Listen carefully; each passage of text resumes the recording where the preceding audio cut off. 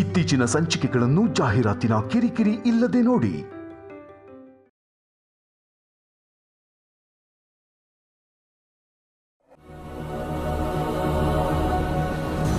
ಹಾಗೆಲ್ಲ ಯೋಚನೆ ಮಾಡಬೇಡ ಕಲ್ಯಾಣಿ. ಶೌರ್ಯನಿಗೆ ಗೊತ್ತಾದ್ರೆ ನಿನ್ನನ್ನು ಕ್ಷಮಿಸೋದೇ ಇಲ್ಲ. ನನ್ನ ಕ್ಷಮಿಸ್ಲಿಲ್ಲ ಅಂದ್ರೂ ಪರವಾಗಿಲ್ಲಮ್ಮ, ಆದ್ರೆ ಮಗು ಮಾತ್ರ ಬದುಕಿರಬಾರದು. ನೀನು ಈ ಮನೆಯಿಂದ ಹೊರಗಡೆ ಹೋಗ್ಬೇಕು. ನಾಳೆ ಬೆಳಗ್ಗೆ ಈ ಮನೆಯಲ್ಲಿ ಇರಬೇಕಾಗಿರೋದು ನೀನು, ನಾನು. ನೀನೇ ಡಿಸೈಡ್ ಮಾಡ್ಕೋ.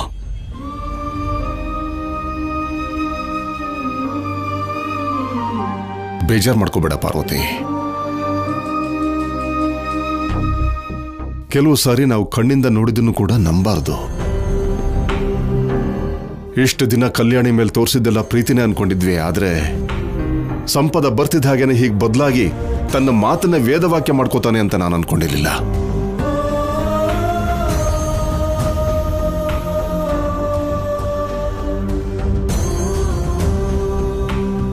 ಅನುಪಮ, ಇದೆಲ್ಲ ನಿಜನಾ? ಕಲ್ಯಾಣಿ ಮಗುನ್ ಯಾಕೆ ಸಾಯಿಸ್ಬೇಕು ಅನ್ಕೋತಾಳೆ? ನನ್ನ ಕಲ್ಯಾಣಿಗೆ ಯಾಕೆ ಹೀಗಾಗ್ಬೇಕು? ಯೋಚನೆ ಮಾಡಬೇಡಿಮ್ಮ. ಈಗ ನಾವು ಯೋಚನೆ ಮಾಡ್ತಾ ಕೂತ್ಕೊಂಡ್ರೆ ನಿಜವಾಗ್ಲೂ ಕಲ್ಯಾಣಿನೇ ತಪ್ಪು ಮಾಡಿದಾಳಂತ ಒಪ್ಕೊಂಡ್ ಹಾಗಾಗ್ಬಿಡುತ್ತೆ.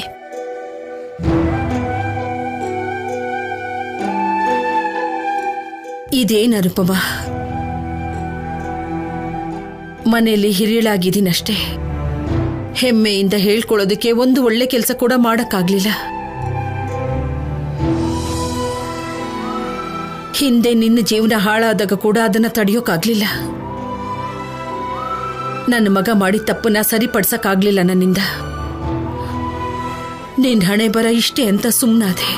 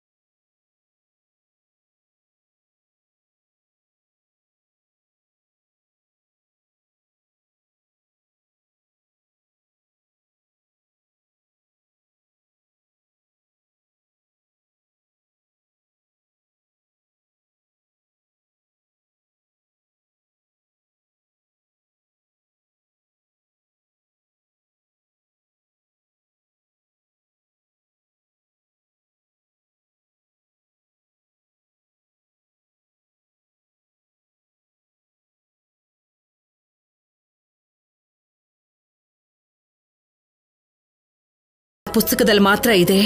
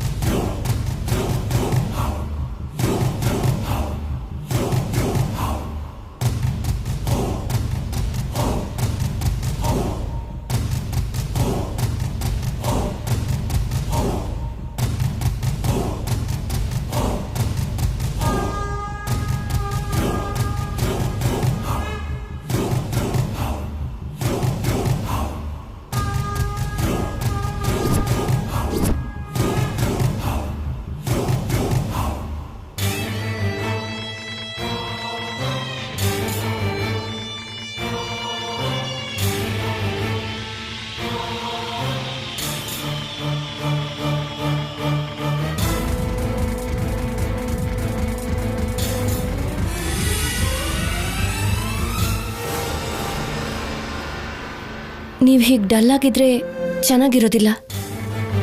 ಆಗಿದ್ದೇನೋ ಆಗೋಯ್ತು, ಬಿಟ್ಬಿಡಿ ಸರಿನಾ? ನಾಳೆ ನಿಮ್ಮ ಲೈಫಲ್ಲಿ ಕತ್ಲೆ ಹೋಗಿ ಬೆಳಕು ಬರುತ್ತೆ ಅನ್ನೋ ನಂಬಿಕೆ ನನಗಿದೆ ಶೌರ್ಯ. Good night.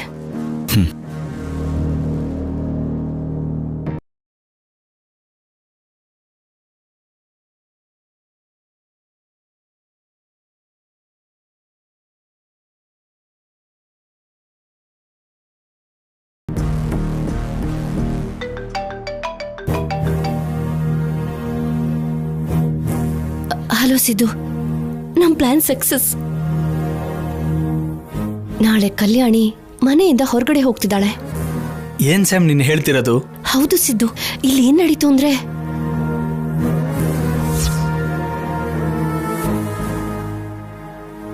ನನ್ನ ಕ್ಷಮಿಸ್ಲಿಲ್ಲ ಅಂದ್ರೂ ಪರವಾಗಿಲ್ಲಮ್ಮ, ಆದ್ರೆ ಮಗು ಮಾತ್ರ ಬದುಕಿರಬಾರ್ದು.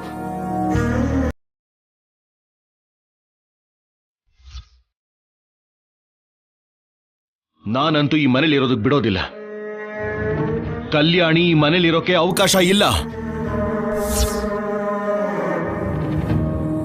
ನಾಳೆ ಬೆಳಗ್ಗೆ ಈ ಮನೆಯಲ್ಲಿ ಇರಬೇಕಾಗಿರೋದು ನೀನು ನಾನು. ನೀನೇ ಡಿಸೈಡ್ ಮಾಡ್ಕೋ. Super Sam. ಸೊ ನಾಳೆ ನೀನು ಅವಳನ್ನ ಹೇಗಾದ್ರೂ ಸಾಯಿಸ್ಬಿಡ್ಬೇಕು, ಮಿಸ್ ಆಗ್ಬಾರ್ದು. ಅರ್ಥ ಆಯ್ತಾ? ಮಿಸ್ ಆಗೋಕೆ ಬಿಡಲ್ಲ ಸ್ಯಾಮ್. ನಾಳೆನೆ ಅವಳಿಗೆ ಕೊನೆ ದಿನ. ಓಕೆ ಸಿದ್ದು, ಬಾಯ್ ಸ್ಯಾಮ್.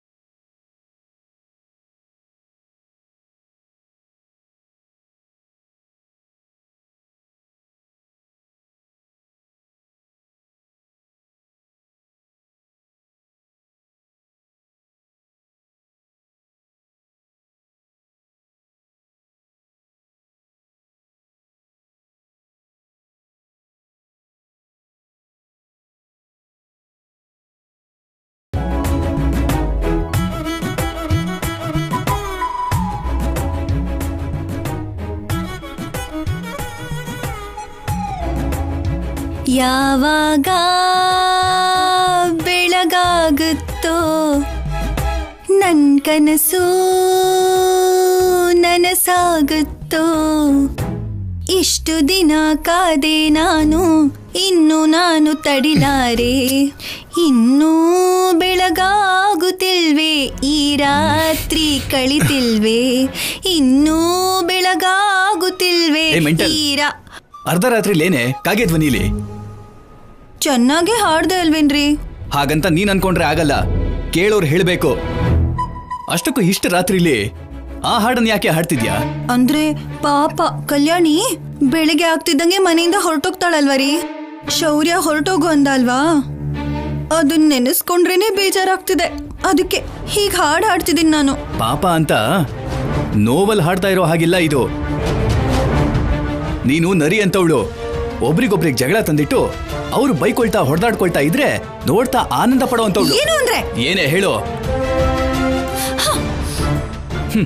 ನನ್ನ ಗ್ರಹಚಾರ ತಾಂಡವ ಆಡ್ತಿರ್ಬೇಕಾದ್ರೆ ನಾನ್ ನಿನ್ನ ಮದುವೆ ಆದೆ ಅಂತ ಅನ್ಸುತ್ತೆ. ನೀವು ಪ್ರತಿಯೊಂದನ್ನು ನಾನೇ ಮಾಡಿದೀನಿ ಅನ್ನೋ ಹಾಗೆ ಯಾಕ್ರೆ ಹೇಳ್ತೀರಾ? ಆದ್ರೂ ಆ ಕಲ್ಯಾಣಿ ತಪ್ಪು ಮಾಡಿದಾಳೆ, ಶೌರ್ಯ ಪನಿಷ್ಮೆಂಟ್ ಕೊಟ್ಟಿದ್ದಾನೆ. ತಪ್ಪು ಮಾಡಿರೋ ಆ ಕಲ್ಯಾಣಿನ್ ಬಿಟ್ಟು ನನಗೆ ಯಾಕ್ರಿ ಅಂತಿದ್ದೀರಾ? ಕಲ್ಯಾಣಿ ಯಾವತ್ತೂ ತಪ್ಪು ಮಾಡಲ್ಲ. ಅನುಪಮ ಅಮ್ಮನ ಮೇಲೆ ಎಷ್ಟು ನಂಬಿಕೆ ಇದೆಯೋ ಕಲ್ಯಾಣಿ ಮೇಲೂ ಅಷ್ಟೇ ನಂಬಿಕೆ ಇದೆ ನನಗೆ. ಈ ಮನೇಲಿ ಯಾವುದೇ ತಪ್ಪು ನಡೆದ್ರು, ಯಾರಿಗೆ ನೋವಾದ್ರೂ ಅದಕ್ಕೆ ಮೂಲ ನಿನ್ ತಮ್ಮನೇ. ಅವನಿಂದಾನೇ ಇವತ್ತು ಮನೇಲಿ ಈ ಪರಿಸ್ಥಿತಿ. ಇಷ್ಟೊತ್ತು ನನಗ್ ಬೈದ್ರಿ, ಇವಾಗ ನನ್ ತಮ್ಮಂಗ್ ಬೈತಿದ್ದೀರಾ. ಕರ್ಮ ಕರ್ಮ. ನನ್ ಮೇಲೆ ನಿಮಗ್ ಪ್ರೀತಿ ಪೂರ್ತಿಯಾಗಿ ಹೋಗ್ಬಿಟ್ಟಿದೆ. ನಾನ್ ನಿಮಗ್ ಬೋರ್ ಆಗಿದ್ದೀನಲ್ವಾ? ಅರ್ಥ ಆಗ್ತಿದೆ. ಅರ್ಥ ಆಯ್ತು. ಬೆಳಿಗ್ಗೆವರೆಗೂ ನಿನ್ ಗೋಳು ಹೀಗೆ ಇರುತ್ತೆ. ನಾನು ಹೋಗಿ ಹೊರಗಡೆ ಮಲ್ಕೋತೀನಿ. ಅಯ್ಯೋ ಏನ್ರಿ? ಚಿಚಿ ರೀ, ನನ್ ಮಾತ್ ಕೇಳಿ. ಅಯ್ಯೋ ಅಯ್ಯೋ, ಪೀಡೆ ತೊಲಗ್ತು. ಇನ್ನೂ ಬೆಳಗಾಗುತ್ತಿಲ್ವೇ ಈ ರಾತ್ರಿ ಕಳಿತಿಲ್ವೇ ಇನ್ನೂ ಬೆಳಗಾಗುತ್ತಿಲ್ವೇ ಈ ರಾತ್ರಿ ಕಳಿತಿಲ್ವೇ.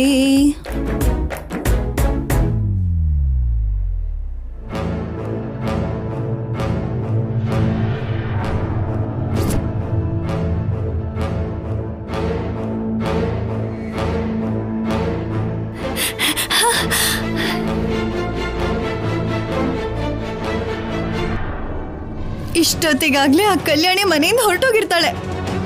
ಇಷ್ಟು ಒಳ್ಳೆ ದಿನ ಕೂಡ ಕುಂಕರ್ಣನ್ ಹಾಗೆ ಮಲ್ಕೊಂಡಿದ್ಯಲ್ಲೇ ಪಲ್ಲವಿ. ಹೋಗು, ಹೋಗ್ ನೋಡು, ಸಂತೋಷ ಪಡು.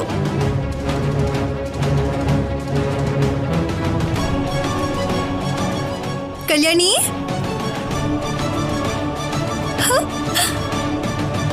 ಯಾಹೂ! ಆ ಕಲ್ಯಾಣಿ ಮನೆಯಿಂದ ಹೊರಟೋಗಿದ್ದಾಳೆ. ಈ ಖುಷಿನ ಯಾರ ಹತ್ರ ಆದ್ರೂ ಹಂಚ್ಕೋಬೇಕು, ಇಲ್ಲಾಂದ್ರೆ ನನ್ನ ಹೊಟ್ಟೆ ಉಬ್ಬು ಹೋಗುತ್ತಮ್ಮ. ಯಾರಿಗ್ ಹೋಗಿ ಹೇಳಿ? ಇನ್ಯಾರಿದ್ದಾರೆ? ಆ ಸಂಪದ ರಾಕ್ಷಸಿ ಇದ್ದಾಳಲ್ಲ, ಅವಳಿಗೆ ಹೇಳ್ತೀನಿ.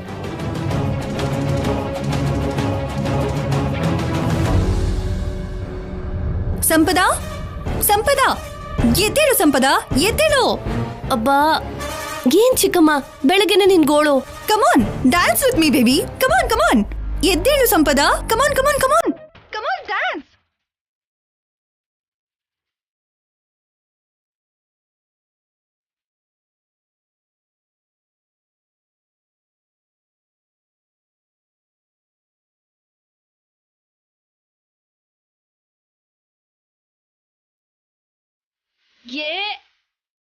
ಏನ್ ಬೆಳಗ್ಗೆ ನಿಮ್ ಕಾಟ? ಏನು ನನ್ ಖುಷಿ ನಿನಗೆ ಕಾಗೆ ಕಾಟದಾಗಿದ್ಯಾ? ಏನು ಅಂತ ಹೇಳಿ ಚಿಕ್ಕಮ್ಮ. ನಿನ್ ಸೌತಿ ಮನೆಯಿಂದ ಹೊರಟೋದ್ಲು. ನಿಜನಾ ಚಿಕ್ಕಮ್ಮ? ಪ್ರಾಮಿಸ್? ಆಣೆ ಮಾಡಿ ಒಂದ್ ಮಾತು, ಆಣೆ ಮಾಡದೆ ಒಂದ್ ಮಾತು ಹೇಳಲ್ಲ ಈ ಪಲ್ಲವಿ. ಎಂತ ಶುಭವಾರ್ತೆ ಹೇಳಿದ್ರಿ ಚಿಕ್ಕಮ್ಮ. ನಿಮ್ಗೋಸ್ಕರ ಇವತ್ತು ನಾನು ಪಾಯಸ ಮಾಡ್ತೀನಿ. ಮೊದಲು ನಾನು ತುಳಸಿ ಕಟ್ಟೆಗೆ ಪೂಜೆ ಮಾಡ್ತೀನಿ. ಡನ್. ನಾನ್ ಫ್ರೆಶ್ ಆಗಿ ಬರ್ತೀನಿ.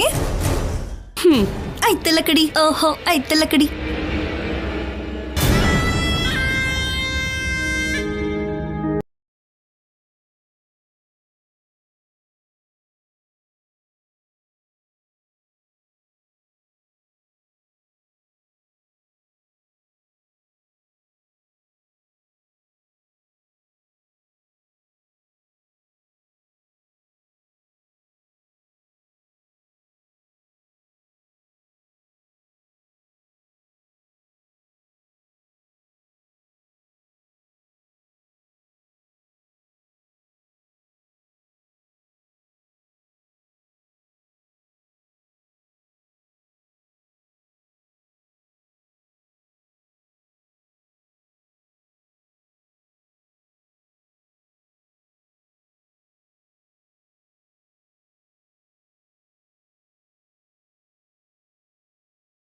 ಹೊರಗಡೆ ಬಿದ್ದಾಗ ಅಪಶಕ್ನ ಅಂದಾಗ ಏನೋ ಚಿಕ್ಕ ಸಮಸ್ಯೆ ಆಗ್ಬೋದು ಅನ್ಕೊಂಡಿದ್ದೆಮ್ಮ. ಆದ್ರೆ ನನ್ನ ಜೀವನನೇ ಇಂಥ ಬಲೆಲೆ ಸಿಕ್ಕಾಕೊಳ್ಳುತ್ತೆ ಅಂತ, ನನ್ನ ಗಂಡನಿಂದ ನಾನು ದೂರ ಆಗ್ತೀನಿ ಅಂತ ಕನ್ಸಲ್ಲೂ ಅನ್ಕೊಂಡಿರ್ಲಿಲ್ಲಮ್ಮ. ಯಾರೋ ಮಾಡಿದ ತಪ್ಪಿಗೆ ನನಗೆ ಯಾಕಮ್ಮ ಇಷ್ಟು ದೊಡ್ಡ ಶಿಕ್ಷೆ ಕೊಡ್ತಿದ್ಯಾ?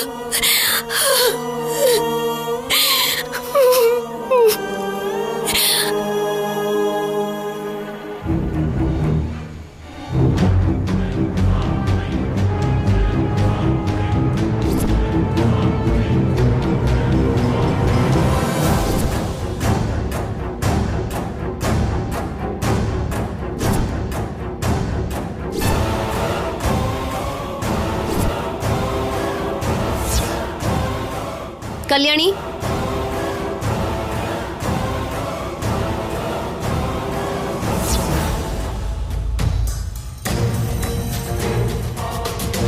ನೀನು ಒಳಗಡೆ ಎಲ್ಲೂ ಕಾಣಿಸ್ತಾ ಇದ್ದಿದ್ದಕ್ಕೆ ಬೆಳಗ್ಗೆ ಆಗೋಷ್ಟರಲ್ಲಿ ಗಂಟು ಮುಟ್ಟೆ ಕಟ್ಕೊಂಡು ಓಡೋಗಿರ್ತೀಯ ಅನ್ಕೊಂಡೆ. ಯಾಕೆಂದ್ರೆ ಶೌರ್ಯ ನಿನ್ ಮುಖ ಕೂಡ ನೋಡೋದಕ್ಕೆ ಇಷ್ಟ ಇಲ್ಲ ಅಂತ ಗೆಟ್ ಔಟ್ ವಾರ್ನಿಂಗ್ ಕೊಟ್ನಲ್ಲ.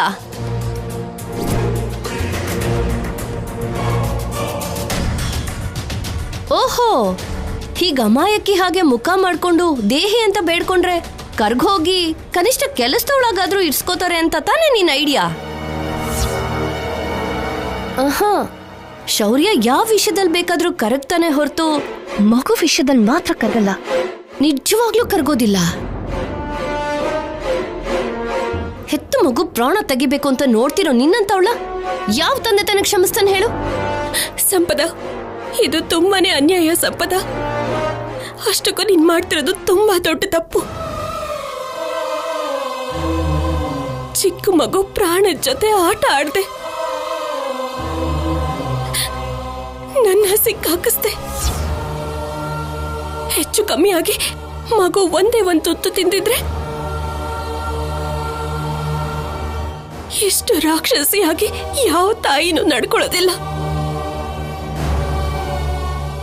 ನನಗ್ ಗೊತ್ತು, ಖಂಡಿತವಾಗ್ಲೂ ಮಗು ಎತ್ತಿಟ್ಟಿದ್ದ ಅನ್ನದಲ್ಲಿ ವಿಷನ ನೀನೇ ಬೆರೆಸಿ ಆಫೀಸರ್ ದೃಷ್ಟಿನಲ್ಲಿ ನಾನ್ ಕೆಟ್ಟೊಳಾಗೋ ಹಾಗೆ ಮಾಡ್ದೆ.